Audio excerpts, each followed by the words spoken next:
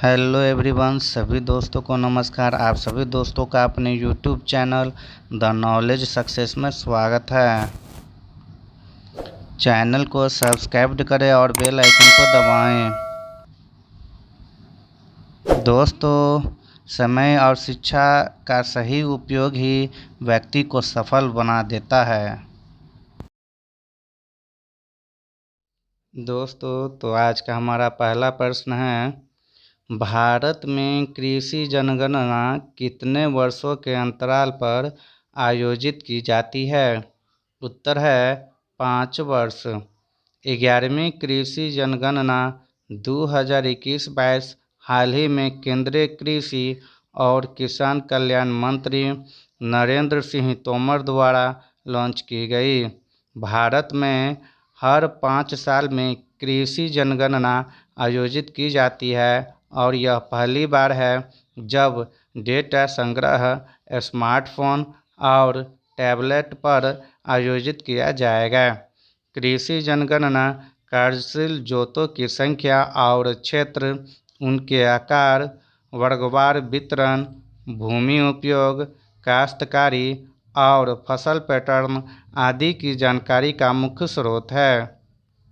अगला क्वेश्चन है, किस शिपयार्ड ने भारत का पहला स्वदेशी विमान वाहक पोत विक्रांत बनाया है? उत्तर है कोचिन शिपयार्ड। भारत का पहला स्वदेशी विमान वाहक पोत विक्रांत कोचिन शिपयार्ड लिमिटेड यानी CSL द्वारा भारतीय नौसेना के लिए बनाया और डिलीवर किया गया। जहाजरानी मंत्रालय के तहत सार्वजनिक क्षेत्र के शिपयार्ड CSL ने 76% स्वदेशीकरण घटकों के साथ इस विमान वाहक पोत का निर्माण किया है। विक्रांत को भारतीय नौसेना में INS विक्रांत के रूप में शामिल किया जाएगा। अगला क्वेश्चन है, ताडोबा टाइगर रिजर्व जिसने वैश्विक बाघ दिवस समारोह की मेजबानी की, भारत के किस राज्य में स्थित है? उत्तर है महाराष्ट्र। ताडोबा टाइगर रिजर्व महाराष्ट्र ने भारत में वैश्विक बाघ दिवस समारोह की मेजबानी की। केंद्रीय पर्यावरण, वन और जलवायु परिवर्तन मंत्री भूपेंद्र यादव ने चंद्रपुर वन अकादमी, महाराष्ट्र में आयोजित वैश्विक बाघ दिवस 2022 समारोह में भाग लिया। वैश्विक बाघ दिवस मनाने की घोषणा 29 जुलाई 2010 को सेंट पीटर्सबर्ग में वैश्विक स्तर पर बाघ संरक्षण और प्रबंधन पर जोर देने के लिए की गई थी। अगला क्वेश्चन है, किस राज्य ने भारत में पहली बार FIDE शतरंज ओलंपियाड की मेजबानी की? उत्तर है तमिलनाडु। 44वें FIDE शतरंज ओलंपियाड की मेजबानी तमिलनाडु राज्य द्वारा किया जा रहा है। यह पहली बार है जब भारत इस अंतर्राष्ट्रीय कार्यक्रम की मेजबानी कर रहा है। 187 देशों के खिलाड़ियों के साथ दुनिया की सबसे बड़ी टीम शतरंज चैंपियनशिप चेन्नई के पास ममल्लापुरम में आयोजित की जा रही है। इस कार्यक्रम का उद्घाटन प्रधानमंत्री नरेंद्र मोदी ने तमिलनाडु के मुख्यमंत्री MK स्टालिन के साथ किया। अगला क्वेश्चन है, भारतीय नौसेना को हाल ही में किस देश से 2 MH-60R मल्टी रोल हेलीकॉप्टर मिले हैं? उत्तर है अमेरिका। भारतीय नौसेना को हाल ही में अमेरिका से 2 MH-60R मल्टी रोल हेलीकॉप्टर प्राप्त हुए हैं। तीसरा हेलीकॉप्टर इस साल अगस्त में डिलीवर किया जाएगा।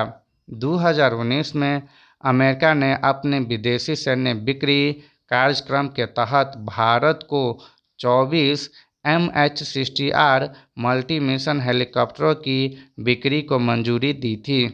MH-60R सबसे उन्नत समुद्री बहु मिशन हेलीकॉप्टर है जो वर्तमान में उपयोग में है।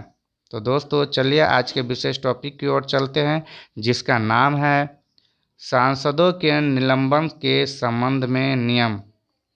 हाल ही में लोकसभा ने 4 संसद सदस्य सांसदों को निलंबित कर दिया और राज्यसभा ने भी 23 सांसदों को निलंबित कर दिया, क्योंकि वे सदन की कार्यवाही को बाधित कर रहे थे। सांसदों द्वारा किया गया व्यवधान। राजनीतिक नेताओं और पीठासीन अधिकारियों द्वारा किए गए विश्लेषण के अनुसार व्यवधान पैदा करने के 4 मुख्य कारण हैं। पहला, महत्वपूर्ण मुद्दों को उठाने के लिए सांसदों के पास पर्याप्त समय का न होना। अगला है सरकार की गैर जवाबदेही तथा और ट्रेजरी बेंच मंत्री पक्ष का प्रतिशोधी रवैया। अगला है राजनीतिक दलों द्वारा जानबूझकर राजनीतिक या प्रचार कारणों से अशांति पैदा करना। अगला है संसदीय कार्यवाही में बाधा डालने वाले सांसदों के खिलाफ तत्काल कार्यवाही की विफलता।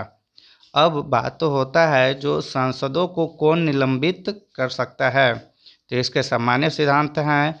सामान्य सिद्धांत के अनुसार यह लोकसभा के अध्यक्ष और राज्यसभा के सभापति का कर्तव्य है कि वह व्यवस्था बनाए रखें ताकि सदन सुचारू रूप से चल सके। यह सुनिश्चित करने के लिए कि कार्यवाही उचित तरीके से संचालित हो, अध्यक्ष या सभापति को किसी सदस्य को सदन से हटाने के लिए मजबूर करने का अधिकार है। अब हम लोग बात करेंगे प्रक्रिया और आचरण के नियम। तो नियम 373 के अनुसार अध्यक्ष किसी सदस्य के आचरण में गड़बड़ी पाए जाने पर उसे तुरंत सदन से हटने का निर्देश दे सकता है। जिन सदस्यों को हटने का आदेश दिया गया है वे तुरंत ऐसा करेंगे और शेष दिन की बैठक के दौरान अनुपस्थित रहेंगे। नियम 374 के अनुसार अध्यक्ष उस सदस्य का नाम ले सकता है जो अध्यक्ष के अधिकार की अवहेलना करता है या सदन के नियमों का लगातार या जानबूझकर उल्लंघन कर कार्य में बाधा डालता है। इस प्रकार नामित सदस्य को शेष सत्र की अनधिक अवधि के लिए सदन से निलंबित कर दिया जाएगा। इस नियम के अधीन निलंबित कोई सदस्य सदन से तुरंत हट जाएगा। नियम 374(a) के अनुसार नियम 374(a) को दिसंबर 2001 में नियम पुस्तिका में शामिल किया गया।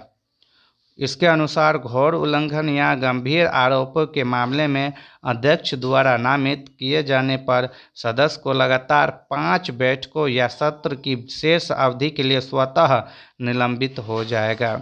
नियम 255 जो राज्यसभा में लागू होता है। राज्यसभा की प्रक्रिया के सामान्य नियमों के नियम 255 के तहत सदन का पीठासीन अधिकारी संसद सदस्य के निलंबन का आह्वान कर सकता है। सभापति इस नियम के अनुसार किसी भी सदस्य को जिसका आचरण उसकी राय में सही नहीं था या उछलखल था निर्देश दे सकता है। नियम 256 राज्यसभा में लागू होता है। यह सदस्य के निलंबन का प्रावधान करती है। सभापति किसी सदस्य को शेष सत्र में से अनधिक अवधि के लिए परिषद की सेवा से निलंबित कर सकता है। निलंबन की शर्तें क्या क्या है, तो निलंबन की अधिकतम अवधि शेष सत्र के लिए है। निलंबित सदस्य कक्ष में प्रवेश नहीं कर सकते हैं या समितियों की बैठक में शामिल नहीं हो सकते हैं। वे चर्चा या प्रस्तुत करने के लिए नोटिस देने के पात्र नहीं होंगे। वह अपने प्रश्नों का उत्तर पाने का अधिकार खो देता है। न्यायालय द्वारा हस्तक्षेप की बात करें तो संविधान का अनुच्छेद 122 कहता है कि संसदीय कार्यवाही पर अदालत के समक्ष सवाल नहीं उठाया जा सकता है। हालांकि अदालतों ने विधायिका के प्रक्रियात्मक कामकाज में हस्तक्षेप किया है, जैसे कि महाराष्ट्र विधानसभा ने अपने 2021 के मानसून सत्र में 12 भाजपा विधायकों को 1 साल के निलंबित करने का प्रस्ताव पारित किया। यह मामला सर्वोच्च न्यायालय के सामने आया, जिसने माना कि मानसून सत्र के शेष समय के बाद भी प्रस्ताव कानून में अप्रभावी था। अगर आगे की राह बात करें तो प्रचार या राजनीतिक कारणों से नियोजित संसदीय अपराधों और जानबूझकर गड़बड़ी से निपटना मुश्किल है। इसलिए विपक्षी सदस्यों को संसद में रचनात्मक भूमिका निभानी चाहिए और उन्हें अपने विचार रखने तथा सम्मानजनक तरीके से खुद को व्यक्त करने की अनुमति दी जानी चाहिए। जानबूझकर व्यवधान और महत्वपूर्ण मुद्दों को उठाने के बीच संतुलन बनाने की ज़रूरत है। चलिए दोस्तों, आज के स्टैटिक्स जीके की ओर चलते हैं और आज के महत्वपूर्ण प्रश्नों को देखते हैं। तो स्टैटिक्स जीके में सबसे पहला प्रश्न है, प्रोसेसिंग यूनिट किस उपकरण को कहते हैं? उत्तर है सीपीयू। अगला क्वेश्चन है, कंप्यूटर में डाटा की सबसे छोटी इकाई कौन सी है? उत्तर है बाइट। अगला क्वेश्चन है, कंप्यूटर चिप किससे बनी होती है?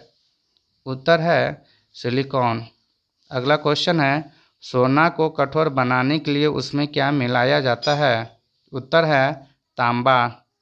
अगला क्वेश्चन है, लिटमस कहाँ से प्राप्त होता है? उत्तर है लाइकेन के पेड़ से। अगला क्वेश्चन है, भारत का प्रथम कार्बन मुक्त राज्य कौन सा है? उत्तर है हिमाचल प्रदेश। अगला क्वेश्चन है, भारतीय मूल के अमेरिकी अंतरिक्ष यात्री कल्पना चावला की मृत्यु कब हुई थी? उत्तर है 1 फरवरी 2002 को। अगला क्वेश्चन है, जिम कॉर्बेट नेशनल पार्क कहाँ है? उत्तर है नैनीताल। अगला क्वेश्चन है, शारदा एक्ट किससे संबंधित है? उत्तर है बाल विवाह। अगला क्वेश्चन है, बियर में अल्कोहल की मात्रा कितनी होती है? उत्तर है 2 से 4%। थैंक्स फॉर वाचिंग दोस्तों। यदि वीडियो अच्छा लगे तो चैनल को सब्सक्राइब करें, लाइक करें और दोस्तों के बीच शेयर करना ना भूलें।